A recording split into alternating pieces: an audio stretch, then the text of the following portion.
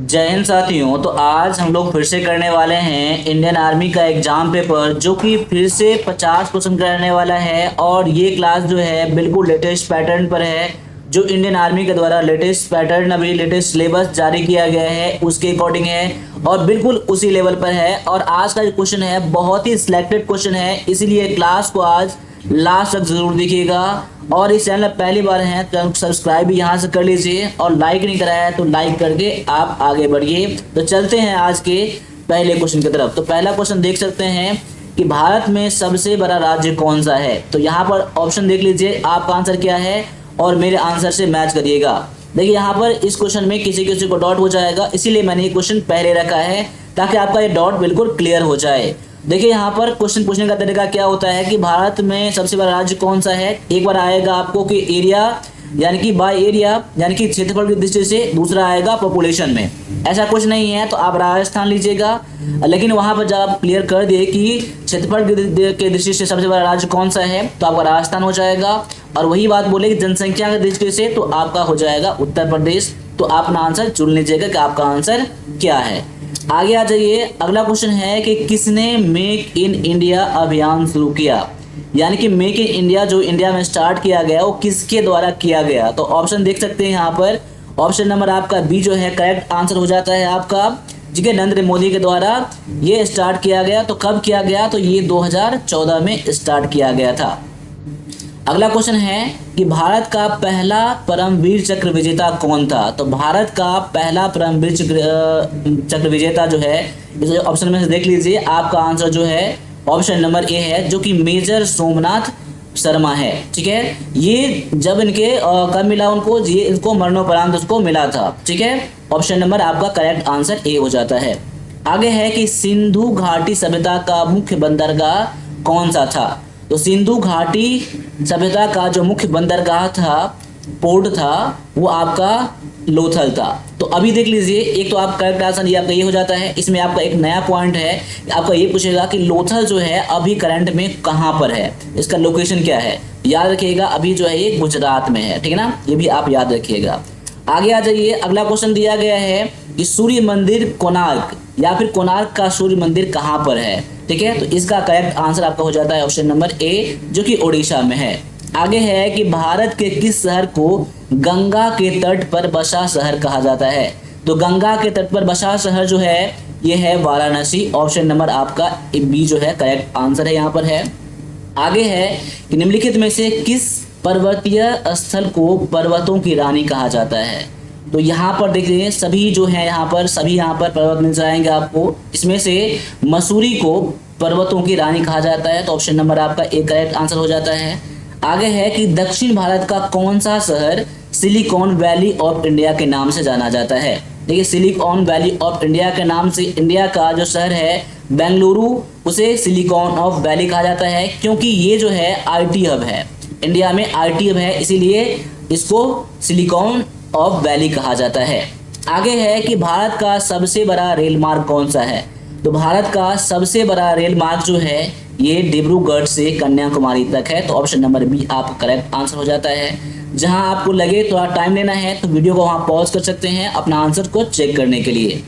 आगे दिया गया है कि भारतीय सेना का आदर्श वाक्य क्या है, यानी कि what is the motto of Indian army. Indian army का मोटो क्या है, इस ऑप्शन में से देख लीजिए, आपका करेक्ट आंसर जिसमें से है सेवा परमो धर्म, यहाँ पर service before self. Option number आपका एक करेक्ट आंसर हो जाता है। कभी कभी आपको ये देखने के लिए नहीं मिलेगा आपको, लेकिन इंग्लिश में मैच कर लीजिएगा। ठीक है, आगे है कि कौन सा राज्य भारत का स्पाइस गार्डन कहलाता है। तो स्पाइस गार्डन ऑफ इंडिया जो है ये केरल है, तो ऑप्शन नंबर आपका करेक्ट आंसर हो जाता है। आगे है निम्नलिखित में से कौन सा भारत के राष्ट्रपति के पद की शपथ दिलाता है। यानी इंडिया में जब राष्ट्रपति बनते हैं तो उनके शपथ जो समारोह होता है तो शपथ उनको किनके द्वारा दिलाया जाता है। यहाँ पर इस ऑप्शन में से जो आपका करेक्ट आंसर है ऑप्शन नंबर आपका बी है कि भारत के मुख्यमंत्री, माफ कीजिएगा, भारत के मुख्य न्यायाधीश यानी कि the chief justice of India जो है भारत के राष्ट्रपति के शपथ को दिलाता है। ठीक है, आगे है कि ऑपरेशन मेघदूत भारतीय सेना द्वारा किस क्षेत्र में चलाया गया था। तो ऑपरेशन मेघदूत जो है ये सियाचिन ग्लेशियर पर चलाया गया था, तो ऑप्शन नंबर आपका ए करेक्ट आंसर है। आगे है कि श्वेत क्रांति किससे संबंधित है, यानी कि श्वेत क्रांति जो है किसके उत्पादन से संबंधित है, तो यहाँ पर ऑप्शन नंबर आपका ए है, दुग्ध उत्पादन। ठीक है। आगे है कि डांडिया किस राज्य का पारंपरिक नृत्य है, तो डांडिया जो है गुजरात का है। ठीक है ना। देखिए जिसका आंसर पता नहीं हो आप इस पर नोट बना लीजिएगा। ठीक है, एग्जाम पास में है आप लोगों का। ठीक है, और रिवीजन करने के लिए आपके लिए बेस्ट रहेगा। आगे है कि भारत में राष्ट्रगान को पूर्ण रूप से किस गाने में कितना समय लगता है, तो पूर्ण रूप से गाने के लिए टोटल 52 सेकंड का समय लगता है। तो राष्ट्रगान ऑफ इंडिया क्या है, जनगण मन जो है। ठीक है। आगे है कि भारत के किस राज्य में काजीरंगा राष्ट्रीय उद्यान स्थित है, तो भारत के आपके असम में आपको काजीरंगा राष्ट्रीय उद्यान जो है अभी यहाँ पर मिल जाएंगे आपको। ठीक है, ये बहुत ज़्यादा इंपॉर्टेंट क्वेश्चन है। आगे है कि भारत का सबसे पुराना बांध कौन सा है, तो इस ऑप्शन को देख के यहाँ पर आपका आंसर सही होना चाहिए। तो यहाँ पर जो आपका आंसर हो जाएगा ऑप्शन नंबर आपका सी, कलई बांध जो है आपका करेक्ट आंसर है। तो कलई बांध जो है ये आपका कृष्णा रिवर पर है। ठीक है ना, कृष्णा रिवर पर है और ये तमिलनाडु में है। ठीक है ना, तमिलनाडु में है। आगे है चंपारण सत्याग्रह किससे संबंधित है, कौन से उत्पादन से। ठीक है, चंपारण सत्याग्रह जो है ये नील उत्पादन से संबंधित है। ऑप्शन नंबर आपका बी करेक्ट आंसर है। आगे है कि भारत का मैनचेस्टर किसे कहा जाता है, यानी कौन से सिटी को भारत का मैनचेस्टर कहा जाता है, तो ऑप्शन नंबर आपका बी है, अहमदाबाद आपका करेक्ट आंसर हो जाता है। आगे है कि न्यूटन का पहला नियम किससे संबंधित है, तो न्यूटन का जो तीनों नियम दिया गया था ये गति से आपका संबंध रखता है। माफ कीजिएगा, जड़त्व। ऑप्शन नंबर आपका ये करेक्ट आंसर हो जाएगा। ठीक है ना, पहला नियम जो है ना आपका जड़त्व का नियम है। ठीक है ना, ऑप्शन नंबर आपका बी आंसर हो जाता है। आगे है कि दूध में कौन सा प्रोटीन मुख्य रूप से पाया जाता है, तो दूध में जो प्रोटीन पाया जाता है वो केसिन प्रोटीन पाया जाता है। तो ऑप्शन नंबर आपका ए करेक्ट आंसर है। आगे है कि किस धातु का गलनांक सबसे अधिक है, कौन से धातु यहाँ पर है, तो यहाँ पर टंगस्टन जो है आपका करेक्ट आंसर है। तो यहाँ पर टंगस्टन याद रखिएगा। तो टंगस्टन के बारे में एक पॉइंट और है कि देखिए जो बिजली का बल्ब होता है उसमें जो फिलामेंट होता है एक टंगस्टन के ही होता है, क्योंकि इसका जो गलनांक जो होता है, मेल्टिंग पॉइंट जो होता है बहुत ही हाई होता है, इसीलिए आपका करेक्ट आंसर यहाँ पर ऑप्शन नंबर बी हो जाता है। आगे है कि सबसे भारी प्राकृतिक तत्व कौन सा है, यहाँ पर which of the heaviest natural element. देखिए एलिमेंट और भी है। ठीक है, यहाँ पर नेचुरल जो प्रकृति के द्वारा जो अभी अवेलेबल है जिनमें है वो जो हमने नहीं बनाया है, ये आपका करेक्ट आंसर है यूरेनियम। ऑप्शन नंबर आपका बी करेक्ट आंसर है। आगे है कि मलेरिया किस परजीवी के कारण होता है, मलेरिया, तो यहाँ पर आपका करेक्ट आंसर है इन ऑप्शन में से प्लाज्मोडियम के आपका ये जो है इनके कारण होता है। इस प्लाज्मोडियम एक आपका परजीवी है यानी कि पैरासाइट है। ऑप्शन नंबर आपका ए करेक्ट आंसर हो जाता है। आगे है कि रक्त समूह की खोज यानी कि ब्लड ग्रुप का खोज किसने किया था, तो ब्लड ग्रुप का खोज जो किया था कार्ल लैंडस्टेनर के द्वारा किया गया। तो ऑप्शन नंबर आपका ए यहाँ पर करेक्ट आंसर है। आगे है कि पानी का पीएच मान क्या है, तो पानी का पीएच मान 7 होता है। ऑप्शन नंबर आपका बी यहाँ पर आंसर है। आगे है कि विद्युतीय मोटर किस सिद्धांत पर कार्य करती है, तो विद्युतीय मोटर जो होता है वो मैग्नेटिक फोर्स यानी कि चुंबकीय बल पर काम करता है। तो ऑप्शन नंबर आपका बी करेक्ट आंसर है। पेंसिलिन किससे प्राप्त होता है, ऑप्शन देख लीजिएगा। पेंसिलिन जो प्राप्त होता है इन ऑप्शन में से ऑप्शन नंबर सी है कवक, या फिर इसे फफूंद भी कहा जाता है, जो फफूंद नाम सुना होगा फफूंद, या फिर फंगस याद रखिएगा। हिंदी में ठीक है फफूंद भी कहते हैं, कवक भी कहते हैं, इंग्लिश में आप फंगस कहते हैं। तो आप ऑप्शन में देखिएगा फंगस आपका आंसर आना चाहिए। आगे है कि मानव शरीर का सबसे बड़ा अंग कौन सा है, तो मानव शरीर का सबसे बड़ा अंग इस ऑप्शन में से देख लीजिए आपका स्किन है। ठीक है ना, सबसे बड़ा अंग है। आगे है कि रसायन विज्ञान में पीएच का अर्थ क्या होता है, जैसे कि पीएच वैल्यू कितना है ऐसा बोलते हैं ना, इसका मतलब क्या कहते हैं, पीएच का मतलब होता है पावर। ठीक है, POWR power of hydrogen, power of hydrogen होता है। तो ऑप्शन में देख लीजिए यहाँ पर ऐसा कुछ नहीं दिया गया, थोड़ा सा डिफरेंस यहाँ पर है, पोटेंशियल ऑफ हाइड्रोजन, ये भी आपका करेक्ट आंसर है। कहीं कहीं पर आपको पावर ऑफ हाइड्रोजन भी देखने मिल जाएगा, तो वहां पर आप अपना आंसर सेलेक्ट कर लीजिएगा। ठीक है, आगे है कि हड्डियों और दांतों में कैल्शियम किस रूप में पाया जाता है, तो देखिए दांत में हड्डियों में जो पाया जाता है कैल्शियम, तो कौन सा कैल्शियम, तो यहाँ पर इस ऑप्शन में से देख लीजिए कैल्शियम फॉस्फेट आप याद रखिएगा। तो ऑप्शन नंबर आपका बी यहाँ पर करेक्ट आंसर है। आगे है कि आग बुझाने के लिए किस गैस का प्रयोग किया जाता है? तो आग बुझाने के लिए कार्बन डाइऑक्साइड का प्रयोग किया जाता है। तो ऑप्शन नंबर आपका सी करेक्ट आंसर है। कोशिका का नियंत्रण केंद्र क्या कहलाता है? तो कोशिका का नियंत्रण केंद्र जो होता है वो नाभिक है। ऑप्शन नंबर आपका बी है। तो सभी आंसर को मैच करिएगा, ठीक है। आगे है कि बल्ब के फिलामेंट के लिए कौन सी धातु का उपयोग किया जाता है? ये आपको पहले से पता होगा, नहीं पता होगा तो इसी क्लास में मैंने बताया है इसका करेक्ट आंसर। टंगस्टन जो है आपका यहाँ पर करेक्ट आंसर हो जाता है, ठीक है। अब यहाँ पर 15 क्वेश्चन जो है आपके लिए मैथ का क्वेश्चन है यहाँ पर, तो सॉल्व करिएगा। जब भी मैं सॉल्व करता हूँ, ठीक है, तो जहाँ पर आपको लगे टाइम लेना है तो वहाँ पर वीडियो को पॉज करके आप अपना आंसर देख लीजिएगा क्या है, फिर आप आंसर देखिएगा और मेरे आंसर से मैच करिएगा, ठीक है ना। तो यहाँ पर क्या कह रहा है कि गोलाकार तालाब का व्यास यानी कि डायमीटर, ठीक है, डायमीटर 14 मीटर है। यहाँ मैं डी मना कर देता हूँ, यहाँ पर 14 मीटर कर देता हूँ। इसका परिधि क्या है? परिधि मतलब कि सरकमफ्रेंस क्या है यहाँ पर, ठीक है ना। देखिए यहाँ पर तो डी दिया है, डायमीटर दिया गया ना। रेडियस निकालेंगे क्या करते हैं हम लोग? डायमीटर अपॉन में 2 करते हैं। तो डायमीटर है 14 अपॉन में 2 यानी कि 7 आपका हो जाएगा, 7 मीटर आपका। और सरकमफ्रेंस क्या होता है? सरकमफ्रेंस ऑफ अ सर्कल, ठीक है ना। फॉर्मूला क्या होता है? 2 पाई आर होता है। देखिए तालाब कैसा होता है? तालाब गोलाकार होता है, ठीक है ना। तो इसीलिए मैंने 2 पाई आर दिया है, ठीक है ना। तो 2 पाई का वैल्यू कितना होता है? 22 अपॉन में 7। आर का वैल्यू कितना दिया गया? 7। तो 7 यहाँ कट जाएगा, क्या बचाएगा? 22 गुना में 44 आपका यहाँ पर करेक्ट आंसर ऑप्शन नंबर ये ए में दिया गया है, ठीक है। तो जब भी मैं मैथ क्वेश्चन लाता हूँ ना, पहले आप लोग सॉल्व करिएगा, फिर आप मेरे आंसर को देखिएगा, ठीक है ना।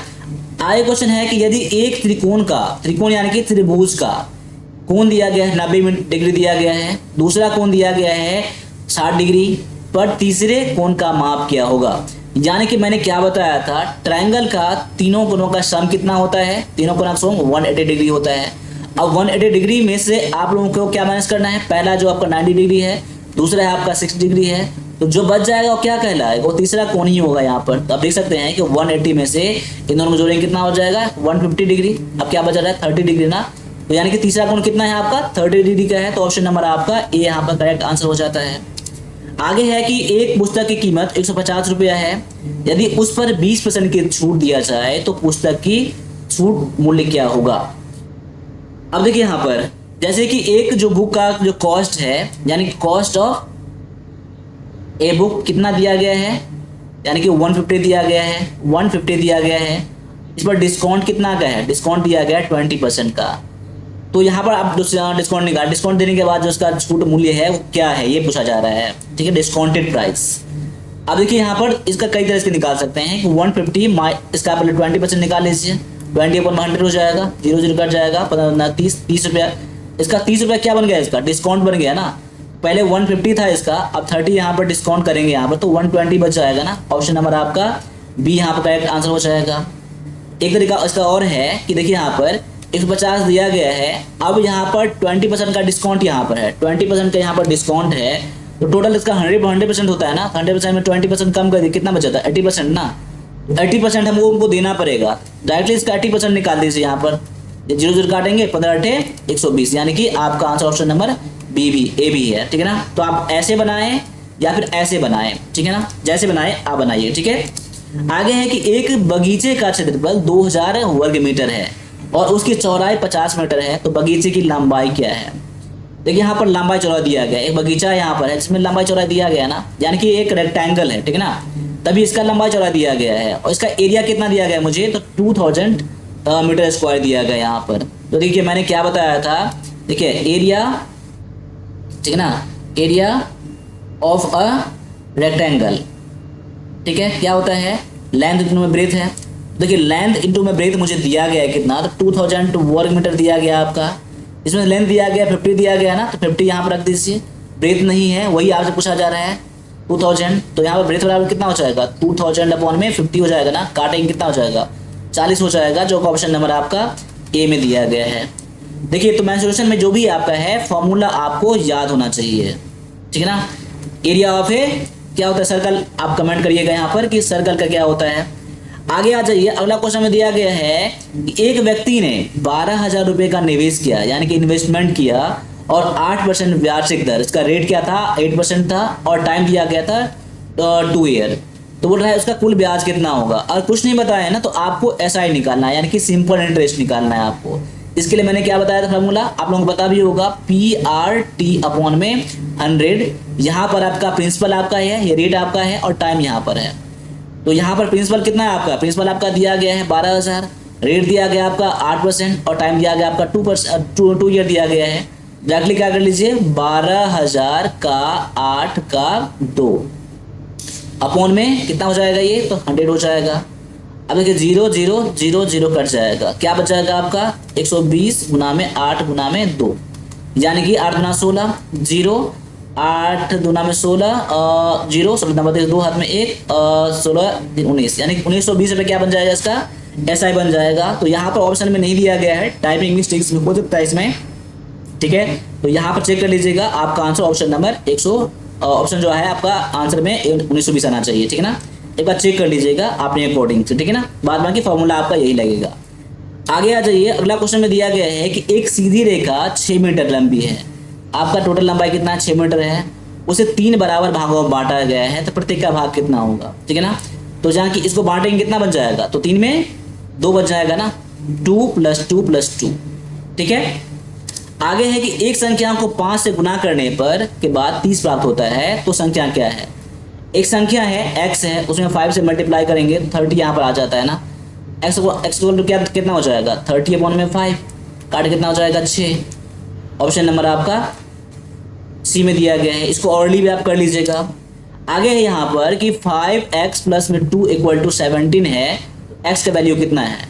तो देखिए यहाँ पर 5x बराबर कितना हो जाएगा, इस तरफ प्लस में इस तरफ क्या करेंगे माइनस में आ जाएगा, 17 - 2 यानी कि 15 बच जाएगा। यहाँ पर 5x है, x बराबर कितना हो जाएगा 15/5, काटेंगे 3 आ जाएगा। आपका ऑप्शन नंबर ये बी में दिया गया है। तो वीडियो को जहाँ लगे पॉज करना, पॉज कर लीजिएगा, ठीक है ना, अदरवाइज आप देखते रहिए, ठीक है ना। आगे क्या है, यदि एक आदमी 100 किलोमीटर प्रति घंटा की गति से यात्रा करता है, यानी कि इसका स्पीड मुझे दिया गया है कितना, इसका स्पीड दिया गया है मुझे 100 किलोमीटर पर आवर दिया गया है, ठीक है ना। जब वह 250 किलोमीटर की दूरी कितने समय में तय करेगा, यानी टोटल जो इसका डिस्टेंस दिया गया है मुझे, कितना दिया गया है मुझे, तो यहाँ पर 250 किलोमीटर दिया गया है। तो इसका मुझे क्या पूछ रहा है, उसका टाइम पूछ रहा है मुझे, तो यहाँ पर टाइम। अब देख लीजिए आपका क्या कैसे बनाएंगे। देखिए यहाँ पर टाइम के लिए फार्मूला क्या होता है, टाइम का फार्मूला क्या होता है, आपका डिस्टेंस अपॉन में आपका स्पीड होता है। तो डिस्टेंस मुझे कितना दिया गया है, डिस्टेंस दिया गया मुझे 250 अपॉन में आपका स्पीड कितना दिया गया 100। आप बाहर लगा काटेंगे ना तो 2.5 आ जाएगा, आपका इतना घंटा लग जाएगा। तो ऑप्शन नंबर आपका ए में दिया गया है, ठीक है। आगे है कि 1 घंटे में कितने सेकंड होते हैं। अब देखिए, तो पहले आपको पता क्या करना होगा आपको, 1 घंटे में कितने मिनट होते हैं। तो 1 घंटे में 1 आवर इक्वल टू कितना होता है 60 मिनट होता है, ठीक है ना, मिनट्स होता है। और यहाँ पर 1 मिनट में कितना होता है, 1 मिनट्स में कितना होता है आपका 60 सेकेंड होता है यहाँ पर, ठीक है ना। तो 1 मिनट में आपका 60 सेकंड होता है, तो 60 मिनट में कितना हो जाएगा, तो 60 को 60 से गुना कर देंगे, यानी कितना हो जाएगा 3600 सेकंड हो जाएगा, ठीक है। तो ऑप्शन नंबर आपका ये सी में दिया गया है। आगे है कि यदि किसी वस्तु की लागत मूल्य 800 रुपया है और उसे 20% लाभ पर बेचा जाता है, तो उसका बिक्री मूल्य कितना है। यानी कि आज का कॉस्ट प्राइस मुझे दे दिया है कितना, कॉस्ट प्राइस मुझे दिया गया है 800 दिया गया है, ठीक है।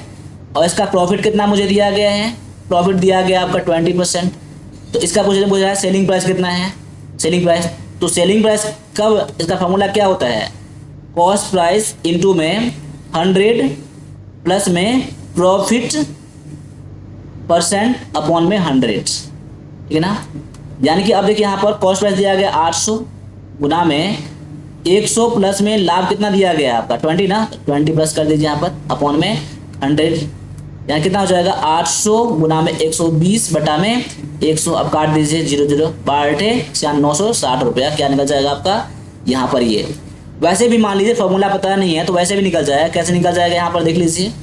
पहले 800 कितना निकाल लीजिए 20% निकाल लीजिए, 20 बटा में 100 0 0 कट जाएगा, 160 बन गया ना, इतना प्रॉफिट हो गया ना। तो सेलिंग प्राइस कितना हो जाएगा, सेलिंग प्राइस 800 प्लस में 160, तभी कितना निकल जाएगा 960 आपका आंसर। आप ऐसे भी इसको बना सकते हैं, ठीक है। आगे दिया गया है एक घन की आयतन 112 घन सेंटीमीटर दिया गया है, उसका प्रत्येक कक्ष कितना है या प्रत्येक भुजा कितना है। ठीक है, ये आप देखिए यहाँ पर तो घन का आयतन यानी कि देखिए क्या होता है वॉल्यूम ऑफ ए क्यूब।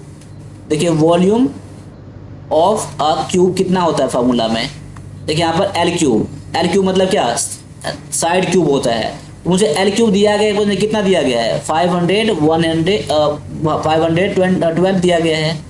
तो एल वाला कितना हो जाएगा रूट अंडर में 102 यहाँ पर ऐसे, ठीक है ना। अब देखिए यानी कि 8 और 8 गुना करेंगे 3 बार कितना आता है 512 आता है ना, यानी 8 गुना में 8 ये अंदर में आ जाएगा, ये 3 यहाँ पर है, यानी कि इसको अब 3 दिया गया ना, इसको जब बाहर निकालेंगे तो 8 बाहर आ जाएगा ना। तो ऑप्शन नंबर आपका ये सी में दिया गया है, यानी कि 8 बार 3 को गुना करेंगे, 3 बार भुजा गुना करेंगे तो कितना इतना निकल जाएगा ना। तो वही तो पूछ रहा है आपको क्योंकि आप एल कितना है, एक भुजा कितना है, कक्ष कितना है, वही इसका एक भुजा निकल जाएगा 8 निकल जाएगा। तो देखिए फार्मूला कितना ज़्यादा इंपॉर्टेंस रखता है। मैंने ये भी बताया है कि आप एग्जाम में डायरेक्टली फार्मूला भी क्वेश्चन में आता है, फार्मूला आप लोगों को पता होना चाहिए। आगे है यदि 3y - 4 बराबर में 11 है तो y का वैल्यू कितना है। कोई दिक्कत नहीं, यहाँ पर है 3y - 4 बराबर में 11 दिया गया ना, 3y बराबर में कितना हो जाएगा 11। इसको आप इस तरफ कर दीजिए, अब 4 को इस तरफ करेंगे तो अभी माइनस में इस तरफ कितना आ जाएगा प्लस में आ जाएगा ना। तो 3y बराबर कितना हो जाएगा 15, y बराबर कितना हो जाएगा 15/3, काट के निकालेंगे कितना हो जाएगा 5। ऑप्शन नंबर ये सी में दिया गया है। आगे है कि इसको प्रतिशत में बदलना है 0.4 को। देखिए 0.4 को कितना बदलना है परसेंटेज में, तो मैंने क्या बताया था जब परसेंट में बदलना हो ना तो 100 से गुना करेंगे, और जब परसेंट को हटाना है तो 100 से आप भाग लगाएंगे, ये याद रखिएगा। तो 0.4 दिया गया है, 100 से गुना करेंगे ना, तो पॉइंट अभी यहाँ पर है, अब 0 हटाएंगे कितना हो जाएगा, तो पॉइंट 2 के बाद आ जाएगा ना। तो एक अंक ये हो गया और एक अंक अपना मन से ले लीजिए, यानी कि 40, यानी कि 40% आपका क्या निकल जाएगा आंसर। ऑप्शन नंबर ये आपका बी में दिया गया है, ठीक है ना। अब वैसे भी निकालेंगे इसको, आप हल करेंगे ना, 0.4 इंटू में 100 दिया गया है, पॉइंट हटाएंगे जब कितना 10 आ जाएगा, 10 रहेंगे 100, यानी कि 10 का में 40, तब भी आपका आंसर। आगे दिया गया है कि यदि एक व्यक्ति ने 150 मीटर दौड़ 30 सेकंड में पूरा की तो उसका गति कितना है। यानी आपको यहाँ पर डिस्टेंस दे दिया गया है, कितना डिस्टेंस दे दिया गया कितना है तो 150 है, और आपका टाइम भी दे दिया, कितना टाइम दिया गया 30 सेकंड दिया गया है, ठीक है। तो आप पूछ रहा है कि इसका स्पीड कितना है, तो स्पीड का फॉर्मूला क्या होता है डिस्टेंस अपॉन में टाइम होता है ना, टाइम होता है, यानी डिस्टेंस 50 आपका 30, काट कितना निकल जाएगा 5, तो 5 मीटर पर सेकंड आपका यहाँ पर आंसर आ जाएगा। अभी मैंने 50 क्वेश्चन करवाया है, आपको कितना क्वेश्चन बना है वो कमेंट करिएगा, और क्लास को अपने लास्ट तक देखा है तो अपने सिटी का नाम यहाँ पर कमेंट कर दीजिएगा, तो मैं समझ जाऊंगा कि जिस तरह से मैं मेहनत कर रहा हूँ आप लोग उसी तरह से मेहनत कर रहे हैं और क्लास को लास्ट तक देख रहे हैं। तो सिटी का नाम जरूर आप लोग कमेंट करिएगा, और अभी तक आपने लाइक नहीं कराया है तो लाइक कर दीजिए, सब्सक्राइब नहीं कराया तो सब्सक्राइब भी कर दीजिए, और मिलेंगे अगले क्लास में। तब तक सभी से फिर से जय हिंद जय भारत।